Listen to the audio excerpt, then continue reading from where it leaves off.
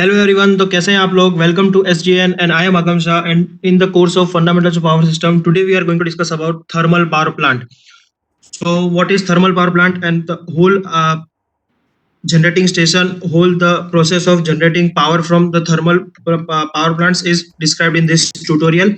So this tutorial is basically divided into 6 parts, that is coal and ash handling arrangement, steam generating plant, steam turbine, alternator, feed water and cooling arrangement. So with the help of this diagram, we are going to discuss all these 6 points, and after discussing these 6 points, we will have the knowledge of whole thermal power plant in a very simple and easy way. So starting with coal and ash handling arrangement. So what is coal? You all know the pulverized coal we used in this, but before this we used bituminous coal. That is coal after being transported through road or rail is brought to coal storage plant. Then it is pulverized, that is uh, crushed into small pieces in order to increase its surface area, thus promoting rapid combustion without using large quantities of excess air. The pulverized coal is fed to boiler by belt conveyors. Coal is burnt here, that is in boiler, and the ash produced after complete combustion is delivered to ash handling plant and then for ash disposal. So a removal of ash is necessary from boiler furnace for proper burning. So as you can see from this, that first of all coal is brought to coal storage, then to coal handling plant. Here coal is pulverized, then it is fed to boiler. Here as discussed, it is burnt. Then afterwards we can see the next slide, that is steam generating plant. Here what is boiler? So first of all, boiler is the heat of combustion of coal is in boiler is utilized to convert water into steam at high temperature and pressure. The flue gas from boiler is passed to superheater, that is steam produced in boiler is wet and is passed through superheater where it is dried and superheated by flue gases on their way to chimney. By superheating, overall efficiency is increased and too much condensation in last stages of turbine is avoided. Superheated steam from superheater is fed to steam turbine through main valve. So then comes the economizer. It's a feed water heater and derives heat from flue gases. It extracts a part of heat of flue gases to increase feed water temperature. So after this, we came to know about the economizer, and after this point of air preheater, we will be directly going through diagram, and we can understand it easily. So air preheater, it increases the temperature of air supplied for coal burning by deriving heat from flue gases. Air from atmosphere is drawn through draught fan and is passed through air preheater before supplying to burner furnace. It extracts heat from flue gases and increases the temperature of air used for coal combustion. The main benefit is increased thermal efficiency and increased steam capacity per square meter of boiler surface. So coming back to diagram, here we have came to boiler. The coal is brought to boiler, the pulverized coal, then ash handling plant, and then ash storage. We have discussed this whole part. From boiler, the coal goes to superheater, then economizer, then air preheater. Here, as we discussed, that flue gases, the air is brought here from air draught fan. Then it is induced. The flue gases are passed out in environment through this chimney, and the hot air is again fed to the boiler in order to increase thermal efficiency. And in this way, this part is discussed by us. This whole part is discussed by us. So coming to steam turbine. So what is steam turbine? So the dry and superheated steam from superheater is fed to steam turbine. Here, as you can see, that from this is the steam turbine. The air from superheater is fed to this steam turbine through the main valve. And the steam turbine is a so what is the steam turbine? So it's a device that extracts thermal energy from pressurized steam and uses it to do mechanical work on a rotating output shaft. So this is the real image of the steam turbine, any steam turbine. And this is the main principle, that air is passed from here and came out from here. So thus this steam turbine rotates, and thus this shaft rotates, and thus as it is in a magnetic field, so electricity generates. That's the main principle we all know. So from this steam turbine, then okay, let's first discuss about alternator. So what is an alternator? So it's a steam turbine is coupled to an alternator.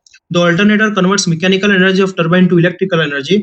The electrical output from alternator is delivered to bus bars through transformers, circuit breakers, and isolator. So this is the real image of alternator. So what is an alternator? And this is the exploded view of alternator. So socket, rotor, stator, rear bracket, and this is a brush holder. So in this way, the alternator. Let's discuss through diagram. So here from alternator, exciter is provided. Yeah, then from this alternator, the electricity generated or the electrical power is generated. It is fed to step-up transformer as we have discussed in single line part, then through isolator, then through circuit breaker, and then it through bus bar RYB, that is three phases, and the power is transmitted. So this part is this part is discussed. The cooling part and the condenser part we are going to discuss it now. So what's the feed water? The condensate from condenser is used as feed water to boiler. The feed water on its way to the boiler is heated by water heaters and economizers, as we have discussed. This helps in raising the overall efficiency of plant. So what is this? From this diagram, it will be more clear. Like the water, that is steam outlet, the water is passed from here and through this thin pipes, the water is passed and combustion chamber is there, water tubes are there, air and fluid outlet. So here the water temperature and pressure is increased, and from this steam comes out.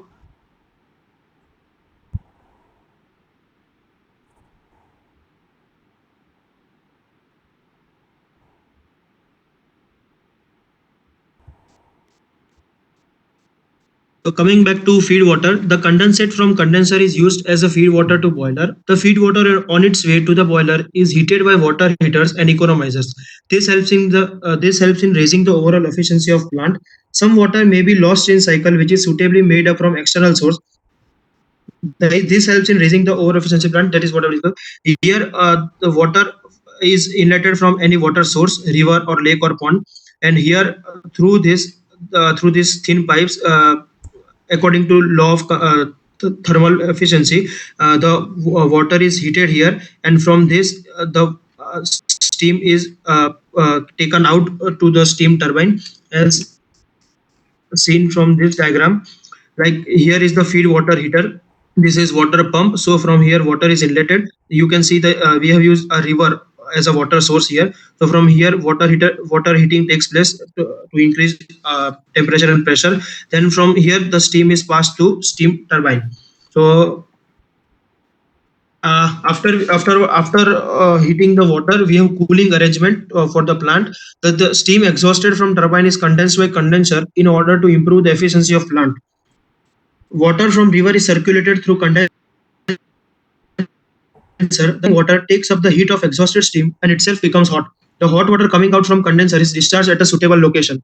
In case of non-availability of H2 water from river, cooling towers are used. During the scarcity of water, hot water is passed to cooling towers where it is cooled and then reused in condenser.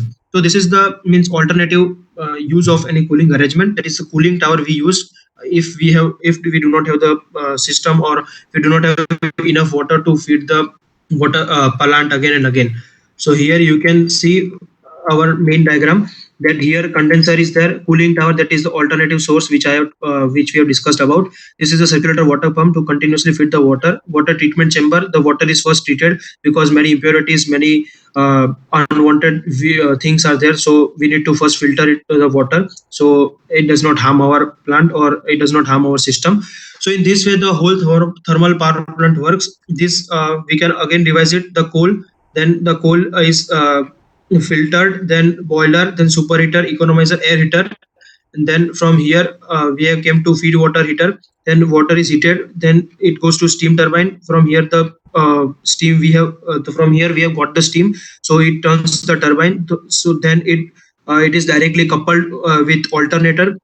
So from here it goes to transformer, then circuit breakers, then in the bus bar. So and this is the cooling arrangement of the whole thermal power plant. So in this way the whole thermal power plant works. So coming to the choice of site for steam power stations, that is supply of coal. So how to decide a site? If we want to install a plant, so the supply of fuel is main, that is near to coal mines, so the transportation cost is reduced because so much coal is needed.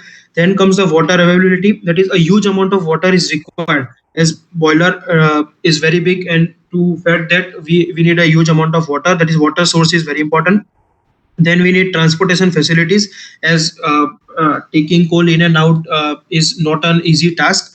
So ash handling is also an important part. So transportation facility is very important. And the type of land, so dimensions and weight of equipments used here are very high, and hence the soil should handle, that is vibrations and forces are very high, and very means high amount of forces are generated, high amount of vibrations are generated. So the type of land is also seen before choosing the site of the plant. Then load availability and distance of load. So in order to reduce transmission cost, the load should be nearer. In case of DC, that is HVDC line, it is very important because their losses are very high. Load is very important, otherwise there is no meaning of this thermal power plant. Then distance from populated area, as this thermal